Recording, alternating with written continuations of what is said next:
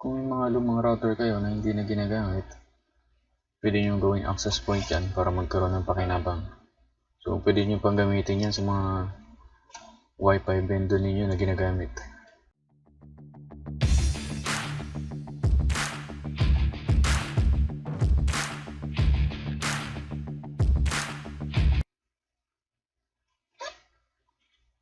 Sa likod niya may mga information na nakalagay, IP address, username, and password.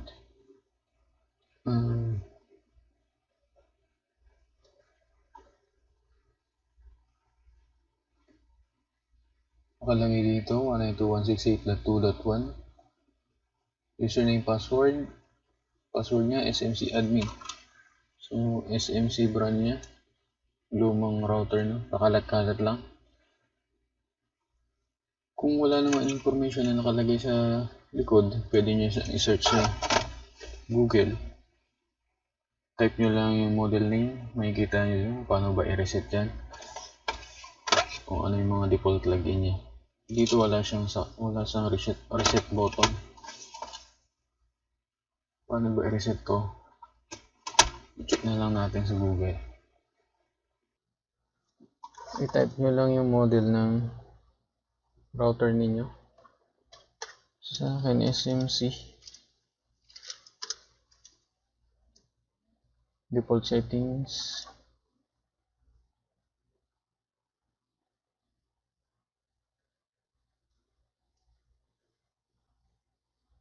Nakikita nyo rito yung IP address. So yung default login niya, admin username, SMC password, at kung paano siya i-reset. So sundan lang natin to. WPS button. Okay.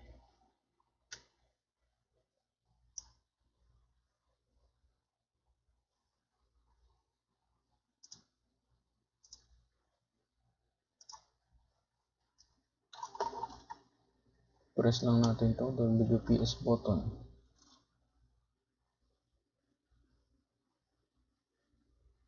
Kapag iba na yung ilaw nyo, nagbi-blink-blink na siya, pwede nyo na i-release. Antayin lang natin mag-reboot yung router. Once nakapag-reboot na siya, saksak natin yung cable. Saksak nyo lang kahit sa LAN port dyan.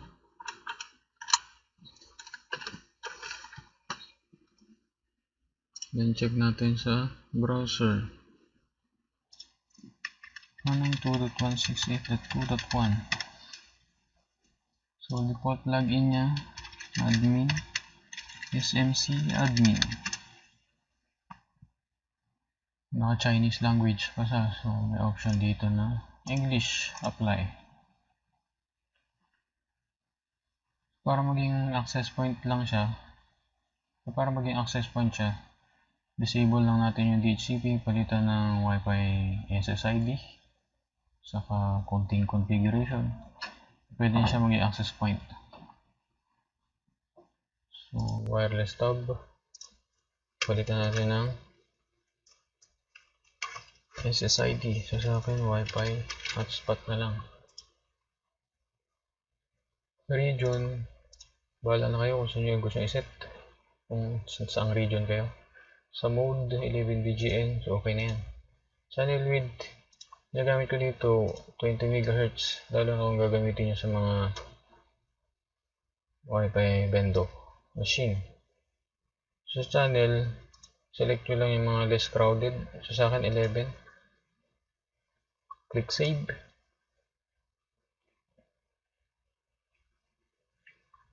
Then sa wireless security, disable nyo lang kung gagamitin nyo sa Wi-Fi vendor machine as an access point.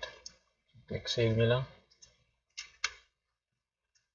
Then sa wireless advanced, kung yung router ninyo may function na ganito, API isolation, so dagdag security siya.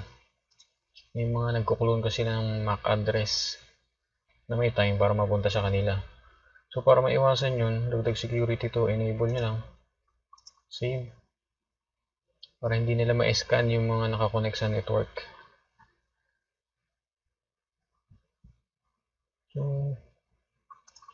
Sa DHCP, disable natin to para maging access point siya.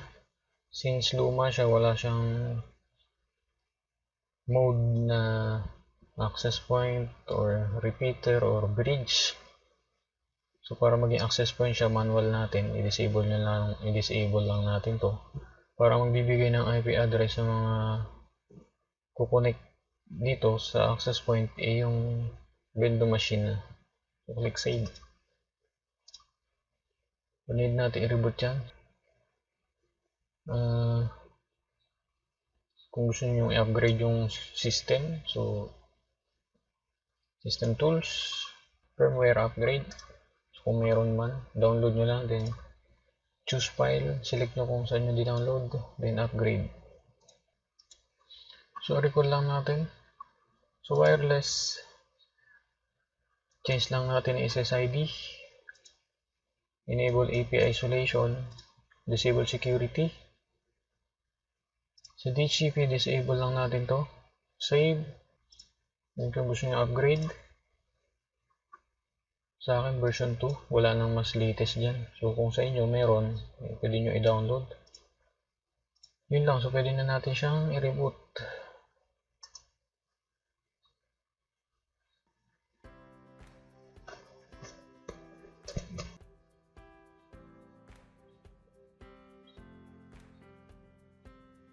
So once nakapag-reboot na siya, saksak natin to sa LAN port pa rin siya nakakonect, so saksak ko to sa modem.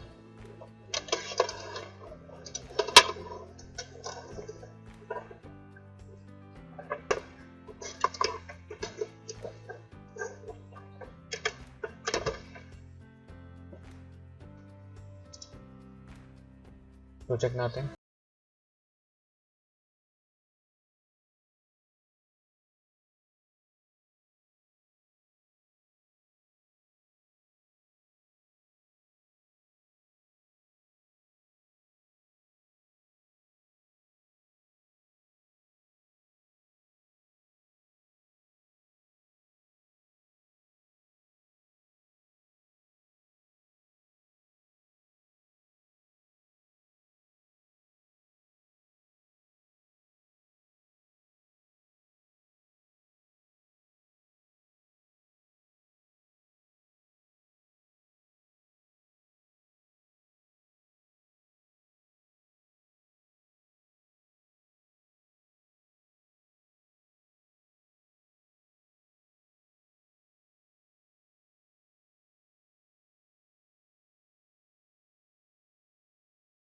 At ito naman yung sa access point. So ito, connected siya. So kahit saan dito ang tatlo. Ito connected siya dito sa likod.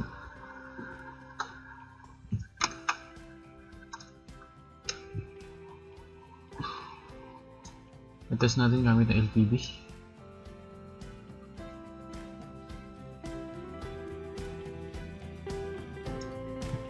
Connect tayo sa hotspot yung ginawa natin kanina.